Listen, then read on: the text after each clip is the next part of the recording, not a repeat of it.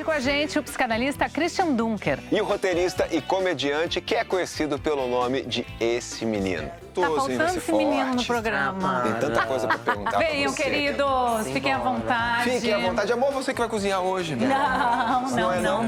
Não, me deixa. Ó, já temos aqui uma caipirinha de maracujá. Deliciosa. Saúde, bem-vindos. Muito sim. Já vou logo dizer o que vai ter de entrada no nosso programa hoje, tá? Vai ser uma comidinha bem aconchegante, bem gostosa, bem quentinha. Vai ser um pão de queijo com tomate, orégano e creme de ricota. Entradinha. É uma entradinha, Tá bem bom, gostosa. E o vamos prato lá. principal eu falo daqui a pouco, e a sobremesa mais daqui a pouco ainda. Expectativa total, né? Bem-vindos. Christian, vamos lá. Pedreira hoje aqui. Hoje eu ó. vou até sentar. Antes de começar a cozinhar, vou até sentar. A felicidade, ela é um lugar, um estado de espírito, uma condição emocional. Como se alimenta, como se reproduz. Onde vive? Onde vive essa tal felicidade? Mas eu diria que a felicidade, menos que um estado de espírito, é um encontro, né? Um bom encontro. A nossa ideia de viver em estado de felicidade, ela é um ideal que pode, enfim, atrapalhar um pouco a vida. Que não tem um fim, né? A gente tem uma ideia de que a felicidade tá lá, né? É um... Não, mas você chega naquela felicidade, você vai querer ir pra outra, porque aquela felicidade já não basta, e você vai buscar outra, e vai buscar outra, e assim vai. No tempo, né? Felicidade vocês estão colocando assim como uma seta que a gente caminha para. Tudo bem, funciona. Mas é o tempo da felicidade. Né? Então, às vezes você está na festa, naquele away e você não está feliz. Né? Porque você não está no teu tempo. Você não está no tempo das pessoas que você ama. Você não está no tempo das pessoas que você gosta. Sim. Esse menino, tô muito feliz que você tá aqui, tá? Tô abaladíssimo já, também tô feliz de estar aqui. Isso também, porque eu sou fã, ambos. De vocês. Posso dizer que hoje, que você acabou de falar que tá feliz, esse foi o último momento de felicidade agora, o mais recente? Eu achei que eu tava feliz, mas aí já falou uns negócios aqui que eu tô pensando. Já fiquei confuso. Não sei se tô no tempo da felicidade minha aí. Não, eu tô... Mas qual foi a última vez que você se sentiu muito feliz? Olha, não tem muito tempo, não. Eu tenho vivido algumas realizações pessoais, assim, coisas que eu sempre sonhei, projetos que virão, assim, esse ano, que me dão uma felicidade, que era uma felicidade que eu queria, assim, é bem essa que eu buscava. Ô, Christian, é possível ser feliz o tempo todo? Aquela pessoa que tá sempre uau, uau, uau. É possível, mas não é desejável. Não sei se eu ia querer para mim um estado assim de felicidade. Você estava falando em euforia. Né? Euforia, eu não considero um estado de felicidade. Né? Euforia é uma alegria exagerada, né? Uma euforia. Eu tô fora de mim, eu tô além de mim. Mas a felicidade, eu acho que tem que ver com o desnível, né? Você passar da tristeza para alegria. Tem que ter um pra reconhecer o outro. Esse menino, você, como comediante, você se sente obrigado a se sentir feliz? Assim, na verdade, não. Eu tenho uma relação com a comédia muito honesta, assim, de saber que a maioria das coisas que eu escrevo vem até de frustrações. Vem, às vezes, de raiva, vem de obstáculos, vem de várias outras coisas, realmente. A comédia, ela causa o riso, que a gente, né, liga ali a alegria e tal, mas ela vem de um lugar, às vezes, até da tragédia, muito mais do que de uma alegria. Sim, mas quando a gente encontra... eu não, porque eu sei que eu conheço muita gente, muitos humoristas que não estão felizes o tempo todo, né? Mas normalmente as pessoas tendem a encontrar e querer... Me faz rir. Conta uma piada aí! Vai lá, manda Como é que você tá sério? Aí você tá assim, às vezes pode falar até uma coisinha, até tá num dia meio ruim, você é um pouquinho, não mal educado, mas você fala, vou tirar uma foto e falar, não, obrigada. Muito doido. Ele é doidinho, gente, vai tirar sim, sabe? A galera Você tem uma já intimidade. disse que não tiraria ele tá contando foto. piada. Às vezes, ou todos no aeroporto atrasado, a gente... Olha, que infelizmente. corajoso. Ô, Christian, o que é a positividade tóxica?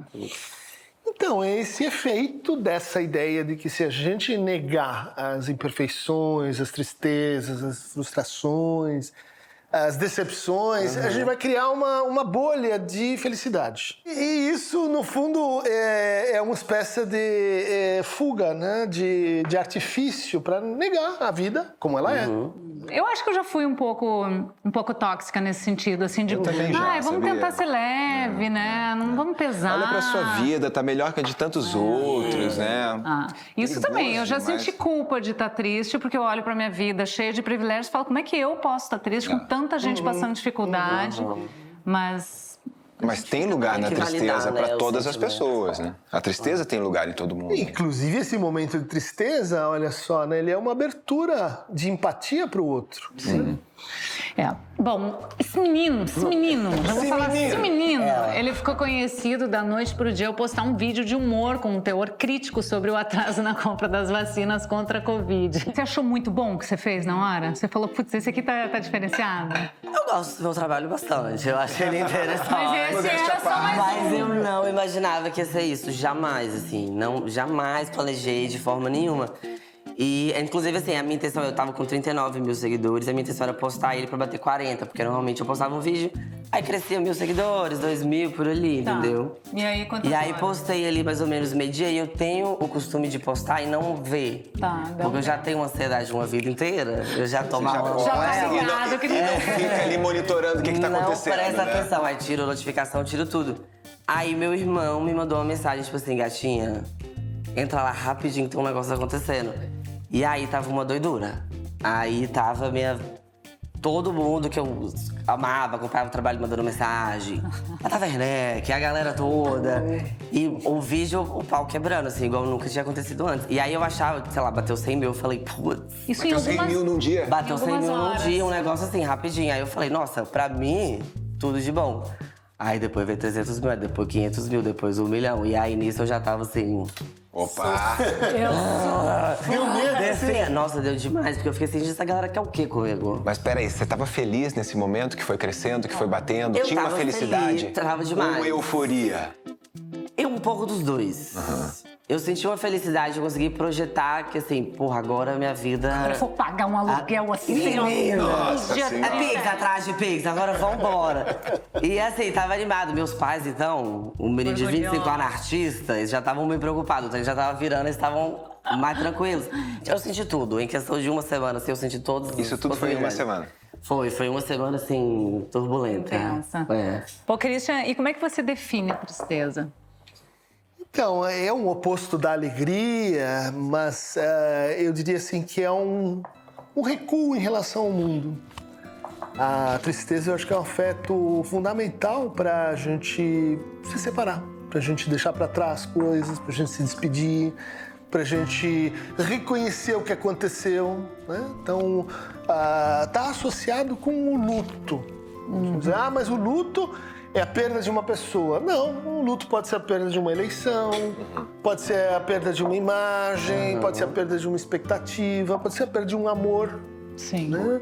Então, sem a tristeza, eu acho que a gente não se separa. E aí a coisa complica. Aí é que vai Aí acumulando, né? Virando uma bola de neve. vai acumulando e você, se você não... Isso é uma regra meio geral. Se você não consegue ficar realmente triste, você jamais ficará realmente alegre. A tristeza, ela pode ser uma fonte poderosa de criação, né? De criatividade, né? Tem uma frase aqui linda, vê se tu acha boa. Quando estamos tristes, estamos grávidos de futuro. Perfeito. Rainer Maria Rilke. Que era um cara que estava apaixonado pela Lu Andréa Salomé, né? Que era uma psicanalista, amiga do Freud. Nietzsche também se encantou por ela. E ele, nesse momento, escreve essas palavras porque foi decepcionado, porque ela não correspondeu. Né? Talvez se ela correspondesse, ele estivesse lá com ela na cabana, curtindo e não Nem escrevendo teríamos essa frase. Já pensaram quantos filmes, quantos livros, poemas, músicas, peças de teatro, pinturas, né? Quanto que a tristeza já produziu, né? Essa tristeza, ela é preparatória para um bom encontro. Christian, tem alguma obra, assim, criada que você tem certeza que foi criada num momento de tristeza que te toca em especial? Tem uma, meio técnica, é o trabalho fundador da psicanálise, né, chamado Interpretação dos Sonhos. Né? 1900, Freud. Que ele escreve esse trabalho porque ele tinha perdido o pai dele. E ele diz, é o pior evento que pode acontecer na vida de uma pessoa, morreu meu pai. E isso, assim, ele não existia psicanálise, ele estava inventando a psicanálise. Então, ele falou, como é que eu saio disso? Eu vou olhar para os meus sonhos e vou tentar entender o que eles dizem, o que eles falam de mim. E, no fundo, então, a psicanálise é uma obra que nasceu da tristeza, do luto, do Freud. Agora, a gente tem gêneros musicais, né? A sofrência, né? Que sempre... O sertanejo, né? O sertanejo raiz é sempre em cima da sofrência, em cima da tristeza. Vende, né? A sofrência vende. Muito, né? As pessoas se identificam muito, né?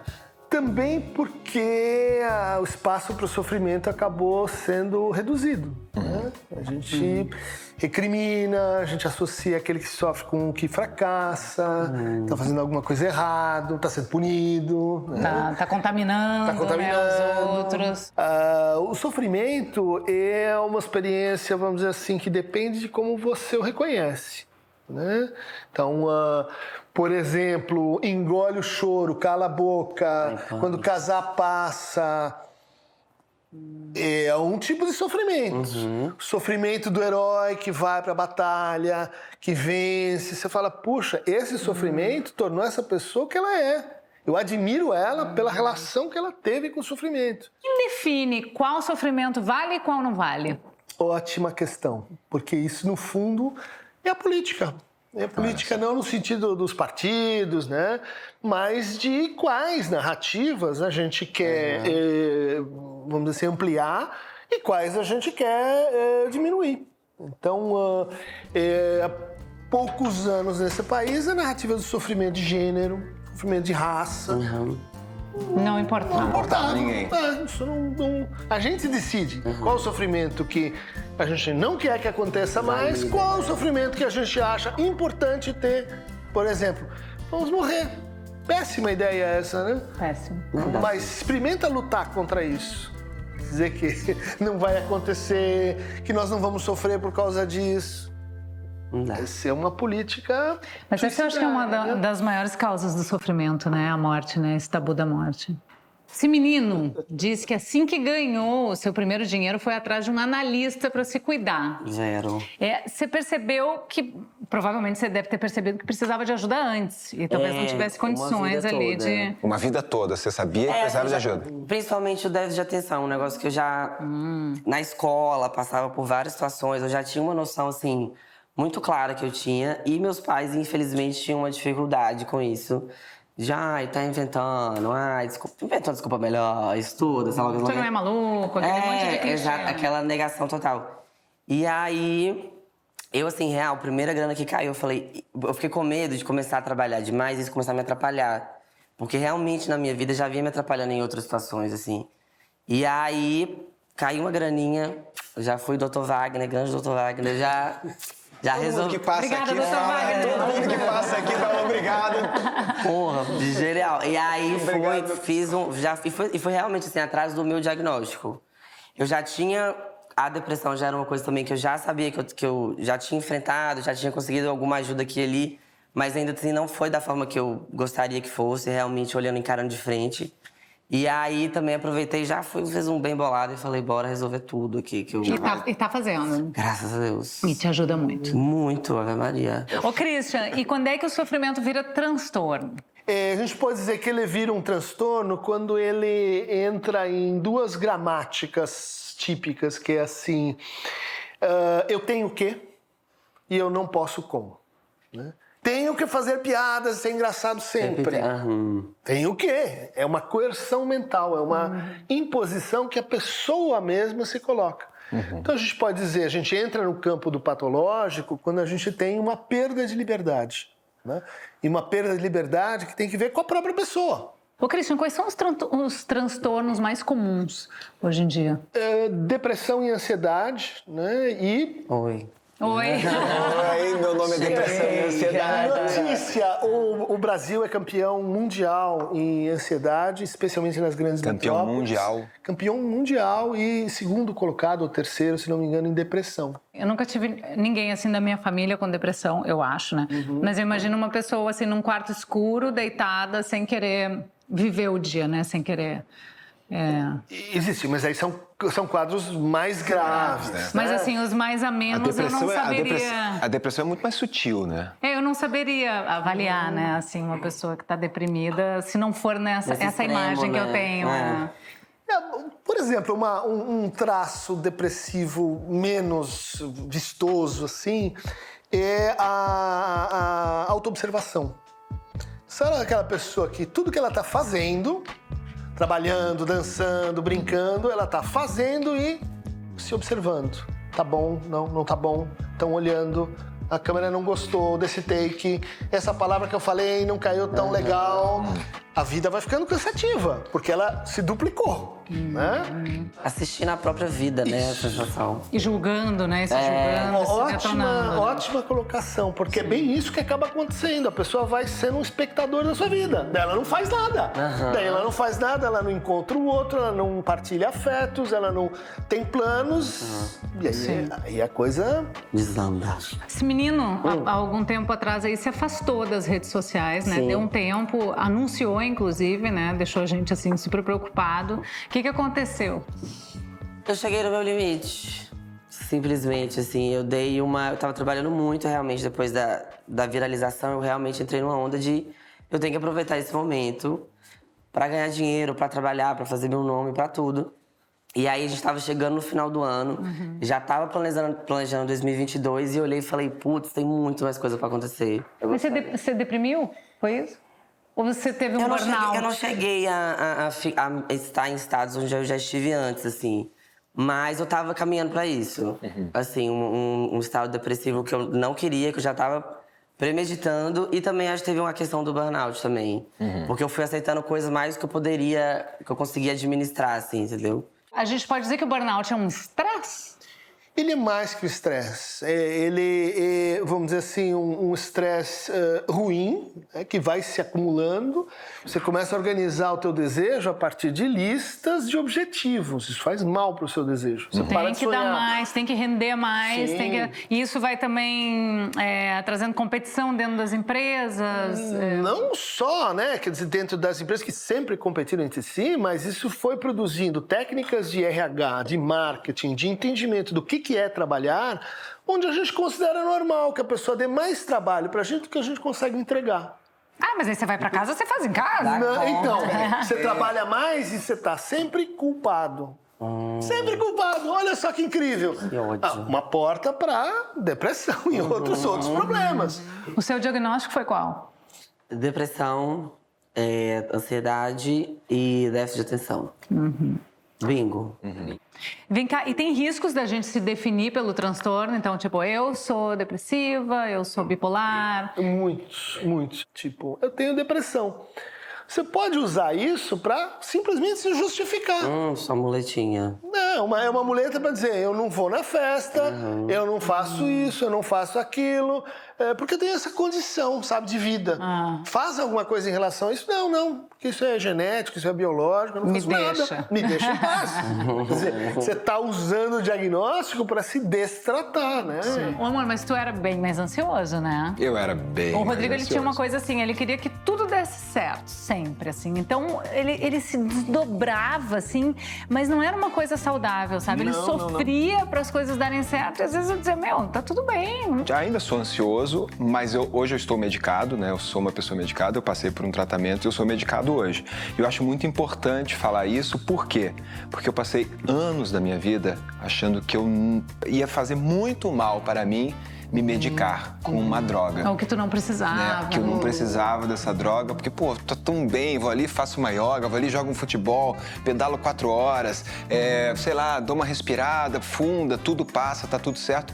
E nunca passava, né? Passava no momento, mas voltava depois, né? Um pouquinho. Isso me Muito tirou comum, né, Cristo? isso me tirou a concentração de muitas coisas na vida, né? Mas é muito comum as pessoas terem um preconceito com a medicação, né? Sim, é muito importante tocar nesse assunto também, né? Porque, em geral, a pessoa que tem essa prevenção, ela tem uma disposição moral, que é mais ou menos assim, eu tenho que resolver meus problemas por mim mesmo, ou isso é falta de fé.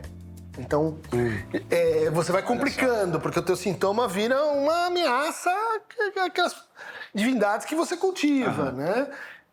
Ou então isso é falta de vontade própria, né? De autocontrole e tal. Tem casos, tem muitas situações em que você não vai sair sem uma medicação, às vezes prolongada, às vezes... o que acaba acontecendo é que as pessoas não cuidam direito disso, né? Então, se automedicam, se medicam e depois não revêem se está dando resultado ou não. Ou então se torna dependente da medicação. Né? Não entende que tem o desmame. Tem uma hora que agora você já está melhor e tal, um dia você vai prescindir daquilo. Por isso que é importante, né? O acompanhamento médico é fundamental, né? Sim. E também tem a questão da acessibilidade. Né? vou. Quem é que pode pagar, Exatamente. ou a saúde pública, que a gente precisa, talvez, aumentar, né, a percepção social de que saúde mental é dever de todos. Todo mundo tem algo que pode fazer pelo outro e é um dever do Estado ter e providenciar algum recurso. Totalmente. Por que a medicalização para a infância aumentou tanto, Christian? Olha, isso é um problema crônico, né? Se você olhar para a década de 60, você tinha um diagnóstico massivo que era assim, um déficit no occipital, né? Que gerava uma disfunção cerebral mínima e que justificava por que o aluno não estava indo bem. Funcionava o quê? Para excluir as crianças da escola. Dizer, olha, esse garoto, essa garota precisa de mais atenção, precisa de outra abordagem pedagógica, precisa de mais cuidado, não tenho condição de dar, o que eu faço? Eu uso, né, a patologia para pô-lo numa classe especial, para afastá-lo da escola, ou então para excluí-lo. Né? Hoje mudou a estratégia. Então você não exatamente exclui, mas você cria camisas de força para pessoas diferentes. Então você corrige na marra, dando medicações muitas vezes que funcionam no atacado, mas não são específicas no varejo. Né? E você acaba dopando a infância. Você lembra da sua infância? Como você era? Bastante. Como era esse menininho? Pra frente. Pra frente? Ousado. Eu nunca fui tímido, sempre fui muito conversado, mas também sempre fui muito afeminado, sempre fui, assim, vozinha fina, mais um jeitinho aqui, aquela coisa. E aí? E aí o pau tora, gata. Aí realmente, sempre soube que eu era gay. E em momento algum isso foi uma culpa, assim, porque eu tenho inúmeros amigos, já me contaram vários casos, assim, pavorosos. Super reprimido. Exatamente. E eu sempre tive uma noção de que eu era assim, e as pessoas tinham um problema com isso, mas não era o meu problema, entendeu? Assim. Seu pai e sua mãe, ok? Ou também se... Hoje em dia a gente foi uma evolução muito boa, assim, a gente tá num outro lugar. Mas é porque eu assumi muito novo também, eu assumi com 13 anos, meus pais.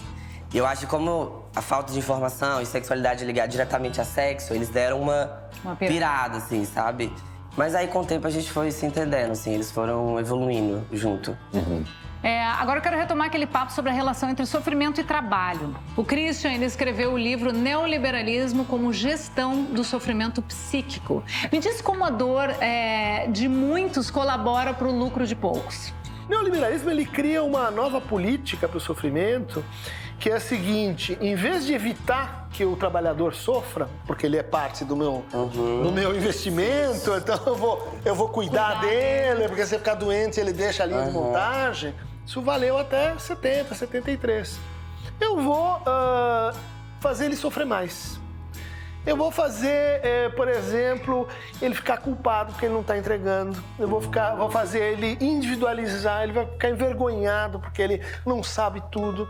Eu vou fazer ele competir 24 horas por dia, 7 por 7, porque daí ele vai trabalhar mais. E eu vou introduzir uma ideia central aí, própria do neoliberalismo, a ideia de gestão. Então, repara, a gente está falando das crianças. O que a gente diz para elas? Você precisa aprender a administrar o seu tempo. Você precisa administrar a sua agenda.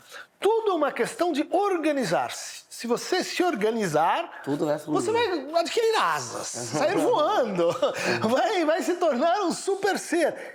E isso tem que ver com essa maneira de produzir, em que você faz a gestão de pessoas, que é, no fundo, a gestão do sofrimento. A sua relação com o trabalho mudou depois que você deu essa chacoalhada? Mudou bastante, mudou muito. Eu tinha muito, como eu tava muito nessa Porque gana... você é o influencer, né? Uma pessoa que trabalha com internet, é a sua própria empresa, né? Minha filha, a PJ quente. O que acontece? Como eu tava muito nessa gana, queria correr atrás disso, sempre quis ser humorista e tal. um certo momento eu virei meu trabalho. Eu tinha muito esse valor de assim, eu sou o meu trabalho. Eu me resumo nisso aqui, esse é o meu valor, é isso que eu agrego, é isso aqui. Hoje, eu consigo separar as coisas muito mais. Então, até coisas do dia a dia, assim, cotidianas eu prefiro separar. Então, o WhatsApp é um WhatsApp diferente, não é a mesma coisa. Notificações não tenho nenhuma. Quando eu estiver disposto a estar participando do mundo virtual, eu vou estar lá, entendeu? Sabe? Eu vou estar interagindo. Então, mudou muito, porque realmente é uma vida que te engole, assim. Sim. Agora, Christian, como é que a gente ajuda aquela pessoa que não está conseguindo pedir ajuda? Com escuta. Né? Porque, em geral, a gente se aproxima com muita cautela de alguém que tem um sofrimento, principalmente quando é diferente do seu. O realmente problemático, aquele que tem risco de suicídio, não é o que está na fila, né? Não é o que está procurando ajuda, porque procurar ajuda é sinal de salubridade, sinal de saúde. É aquele cara que está lá sozinho, pensando, lutando contra os seus fantasmas e sendo assim amassado por eles. Então, o procedimento assim mais interessante é se a gente começasse a valorizar um pouco mais nossa capacidade de escuta. Sim. Escutar uma viagem, se colocar do ponto de vista do outro, com a cabeça do outro, não com a sua. Ô, Christian, que tipo de sociedade pode ser formada a partir desse apoio social à saúde mental da população? Uma sociedade que aprenda, né, no cotidiano, no dia a dia, meios mais interessantes e mais construtivos, realizadores, felizes, se você quiser, de enfrentar conflitos. A gente desaprendeu que conflitos podem terminar mal, mas eles são também a fonte da nossa transformação subjetiva, eles são a fonte da nossa potência de amar. Você quer amar com qualidade, você quer realmente ter uma experiência realizadora com outra pessoa, aprenda a se amigar com seus conflitos, com os seus afetos, todos eles, né? Ô, menino, como é que você costuma acolher seus amigos? Vocês se pedem ajuda, você e seus amigos? Quando você tá mal, você liga? Bastante, assim. Eu não tenho muitos, inúmeros amigos, mas os amigos... mas estamos aqui, assim, né? Não, assim, aquela mãozinha, né? Vamos aqui umas duas, assim, amigos tá bom, mesmo. Tá bom. Então, a gente sempre tá trocando, sempre tá checando se tá tudo certo, se tá... Como tá indo, assim. Inclusive, quando eu postei aquele vídeo onde eu saí das redes sociais, eu conversei com vários amigos antes. E todos, assim, me encorajaram bastante a dar meio que esse passo, assim. Porque eles estavam vendo já... Na verdade, eles não me viam em lugar nenhum, só conversava distante, a gente não tinha mais quase contato. E aí, quando eu trouxe mais ou menos o que eu tava passando, eles falaram, bicho, vai, faz. Mas você tem essa ideia, né? Que o teu posicionamento pode ter ajudado muita gente, né? A pedir ajuda. Eu recebi muita mensagem, assim, de pessoas falando... Seu vídeo me fez sentir, pela primeira vez, assim, quase que ouvido, sabe? Mesmo... A gente não trocando ali na hora, mas as pessoas realmente não se sentiram tão sozinhas. Com certeza. Porque tá puxado. Agora, um outro assunto interessante e polêmico, né? Sobre os psicodélicos, que foram farta e livremente pesquisados por grandes indústrias farmacêuticas nas décadas de 30 e 40 como drogas que poderiam ajudar tratamentos psíquicos antes de serem proibidos. E, recentemente, voltaram a ser estudados com finalidade médica. Para saber um pouco mais sobre os psicodélicos, a gente ouviu o neurocientista Siddhartha Ribeiro, fundador do Instituto do Cérebro da Universidade Federal do Rio Grande do Norte. Vamos ver o que ele fala. Nos últimos 10 anos, muitos estudos científicos importantes vêm demonstrando que os psicodélicos são particularmente úteis no tratamento da depressão. Isso vale para a ayahuasca, que também vem sendo demonstrado para a psilocibina, que é um componente dos cogumelos Psilocybe cubensis, e outros que têm bastante efeito terapêutico para a depressão. Isso vem sendo demonstrado para outras substâncias psicodélicas e existe, na verdade, uma grande transformação na psiquiatria do século XXI, mudando de paradigma. Em vez de a pessoa tomar um monte de remédio todo dia e não fazer psicoterapia, a pessoa fazer bastante psicoterapia e, de vez em quando, um contato com substâncias psicodélicas que, em doses muito baixas, são capazes de induzir grande plasticidade cerebral, grande modificação das conexões entre os neurônios. Obrigado, Siddhartha. Siddhartha, amigo e meu candidato pessoal a ser o primeiro Nobel brasileiro. Um cara genial que consegue trabalhar com várias referências e trazendo essa ideia incrível e mostrando, né, cientificamente como isso pode funcionar, né, de que os psicodélicos, eles agem sobre nossas experiências de prazer de uma maneira diferente dos antidepressivos. A gente está falando aqui, né, de como a gente está se sentindo, né, dos transtornos, da depressão, das tristezas. Então, eu queria saber, Christian, se a tristeza, ela é um paralisador da libido ou ela apenas redireciona a libido? Ela é um embalo para a libido. Um embalo? Um embalo. Se você consegue ficar triste, aumenta a sua diferença para alegria. Muitas vezes há casais que inconscientemente brigam para se reconciliar. Tem muito, né? Muitos, né? Eu fico bastante excitado quando a gente discute, né? Eu adoro essa reconciliação. Porque se você pensar, uma sedução é uma discussão. Né? Vai, não, volta, vira, assim não, agora deixo, né? É uma dança. Né? A gente está vivendo a era do pós-tesão? Olha, Tem dados nessa direção, né? De que as pessoas param de transar, que os casais, nos Estados Unidos, por exemplo, é epidêmico, né?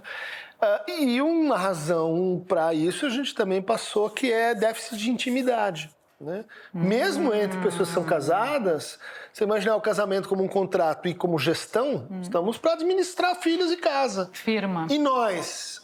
Deixa, se tiver um tempo a gente fala sobre isso depois. E aí a coisa vai indo pro ralo. Vai indo pro ralo. tem que ir em busca desse tempo, né? Exatamente.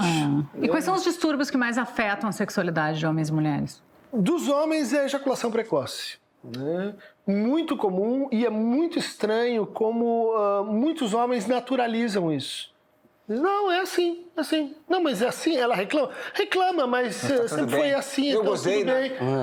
E é uma coisa extremamente tratável, é um sintoma muito reversível. Sim, mas muitas vezes não querem tratar, né? Do lado das mulheres, o mais frequente é assim, uma dificuldade de se entregar sem ter certas condições de afeto, de se entregar, por exemplo, a uma sexualidade mais casual, né? Sem compromisso. Você tá namorando? Estou conhecendo uma pessoa. Você frequenta Estou conhecendo uma aplicativos? pessoa. Durante um tempinho, assim, frequentei, mas nunca tive muito sucesso, não. Não, por quê? Não sei, não consigo desenvolver tanto. Assim, eu tenho um negócio de engatou, vai rolar, já vamos pro real logo. Eu não consigo ficar lá muito tempo.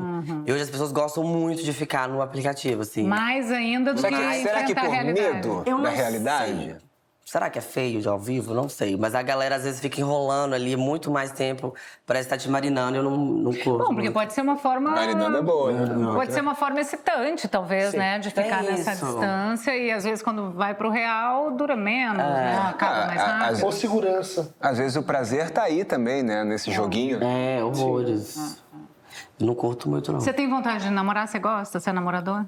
Eu nunca tive muita vontade, não. Mas conhecer um rapaz agora, que talvez a gente vai engatar num negócio aí. Você tem vontade de casar, morar junto, ter filhos, viver até o fim da vida? Calma, gata. Calma, mulher. Isso é para a próxima temporada. Isso, cara. Não, eu quero saber tudo dele nesse último minuto. Meu Deus. Eu tenho vontade, assim... Tô te dando gatilho? Eu não. De ansiedade. Eu não sei se casar, assim, talvez no papel, não sei. Mas morar junto Não, com papel, certeza. eu nem coloquei o papel, eu tô Não, dizendo ficar morar junto. junto. Não, aí eu tenho vontade. Filho, não sei.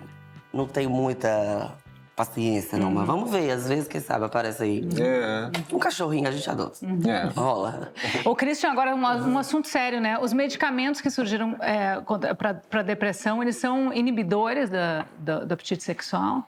Então, a maior parte deles, de recaptação de serotonina, de dopamina, de noradrenalina, tem um efeito colateral que é de redução de libido ou de retardo de ejaculação. Mas isso é superável, tem novas gerações que prometem, de antidepressivos, que prometem menores efeitos colaterais. Tem hoje antidepressivos que se especializam assim, nos sintomas ligados à dor, né? Outros que se especializam nos sintomas ligados à vontade, né? Outros ao prazer. Então, há um leque maior para você acertar aquele que seria o ideal, né? Para a tua depressão. Por isso, procure um profissional, né? Para poder... E a evolução, né, da medicina, da ciência, né? Isso é fantástico, né? Cada ano, né? Cada novo medicamento vem diferente, né? Com efeitos colaterais menores. Vamos lembrar que você tem 14 tipos diferentes de depressão indexados. Então, quando a pessoa diz, eu tenho depressão, me dá vontade de dizer, que significa? Qual das 14? Uau. Sim. Né? Isso significa também que a medicação tem que ser ajustada, né? Sim.